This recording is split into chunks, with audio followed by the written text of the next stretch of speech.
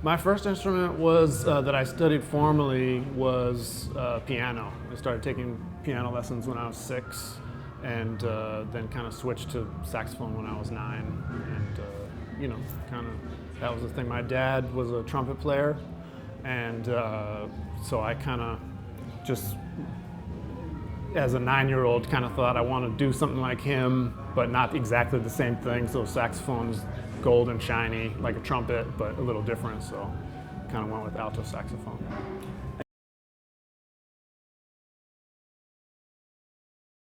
Yeah, all that. I had school band and school jazz band, and started private lessons on saxophone when I was about 10 with a teacher that I'm still in touch with. And yeah, I kind of lucked out. I had all that, and I had a family that was very, very encouraging of, kind of pursuing music and taking it seriously and spending a lot of time working on it, and later, pursuing it as a life's work. So I'm realizing now that can be rare to kind of have that. So I had that. I had everything kind of going for me that way.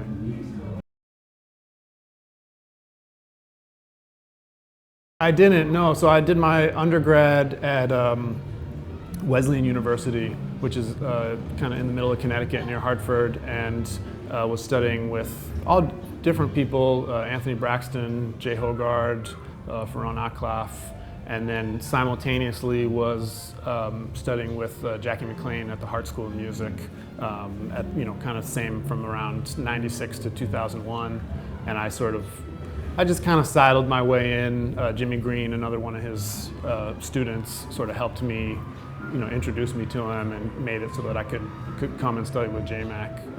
And then I did a master's at Wesleyan in composition, and then I just recently in 2012 finished a doctorate in music composition at Columbia, where I was working with George Lewis and also mostly a French composer named Tristan Murail.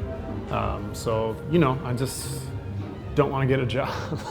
So that's been, a lot of those programs they're funded, and they give you money to support your work, fellowships to support your work. So that ended up being a good fit for me, to kind of move stuff forward.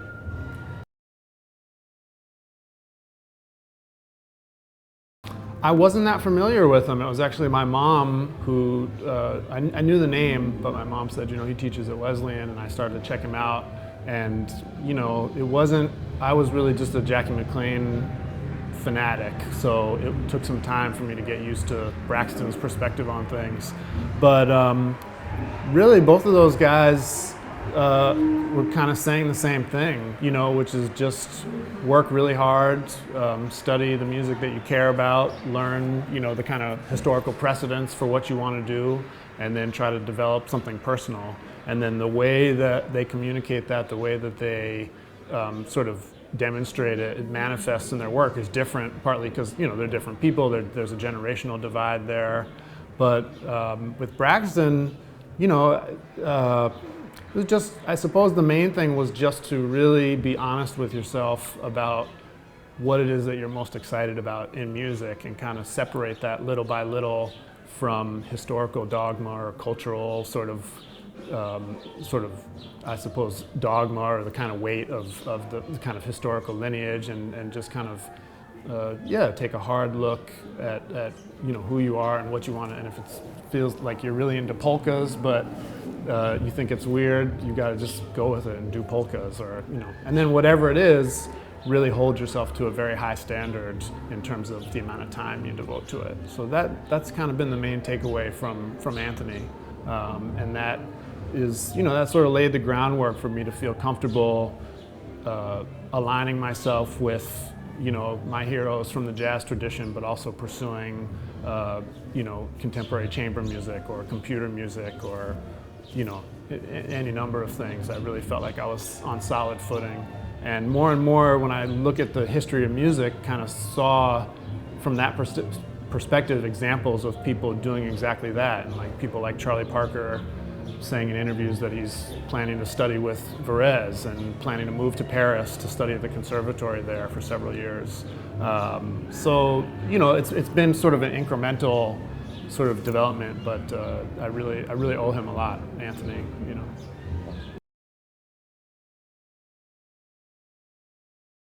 You know, I can't explain them probably succinctly enough, but suffice to say that there's quite a bit of meaning in everything he does, and he's oftentimes very interested in sort of multiple perspectives on everything from the music itself to the title and how that can affect the way people interact with a given piece of music. So I think my understanding is that all of that informs the way he does everything from write his music to the way he sort of titles it, you know. But I hadn't thought of that too. Yes, does he write music differently? yeah, he has all different kinds of notational strategies, from ones that might seem rather traditional to ones that are very non-traditional and not idiomatic. It sort of depends on the musical setting, I think. And you find that with a lot of people, that the notational strategy usually emanates from, you know, whatever's the easiest way to realize the musical moment that you want.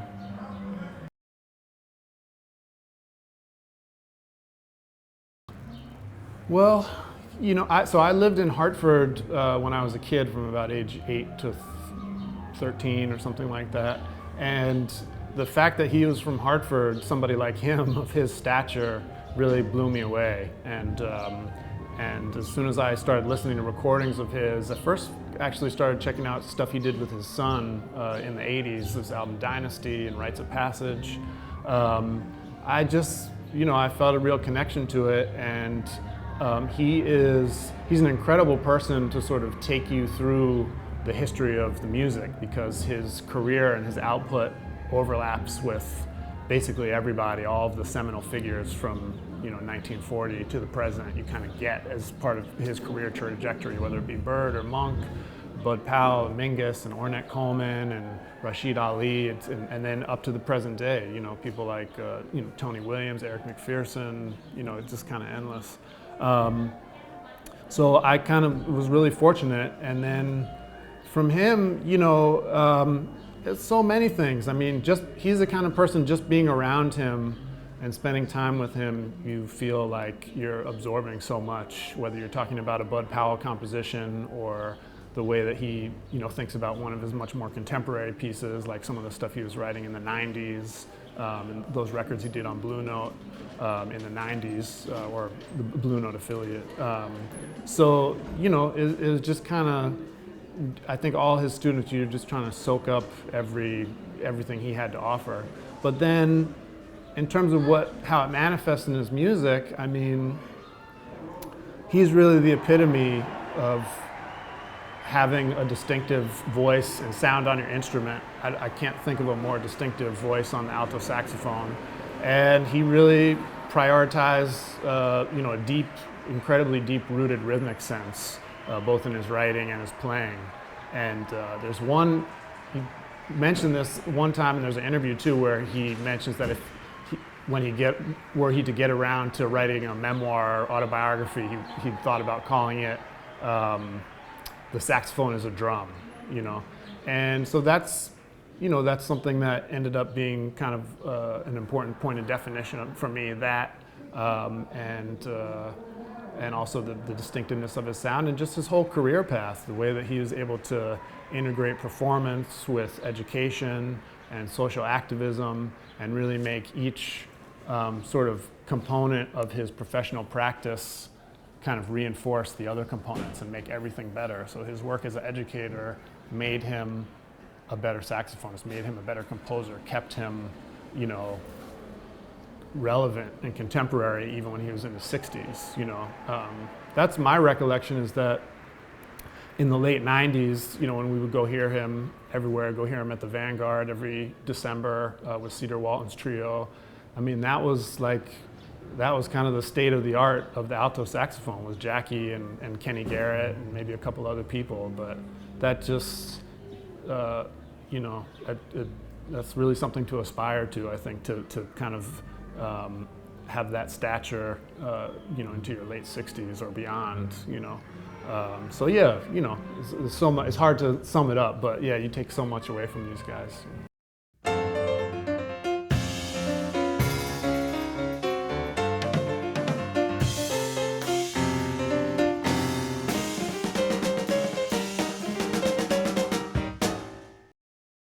Hi, I'm Steve Lehman, and for more videos, you can go to jazztimes.com.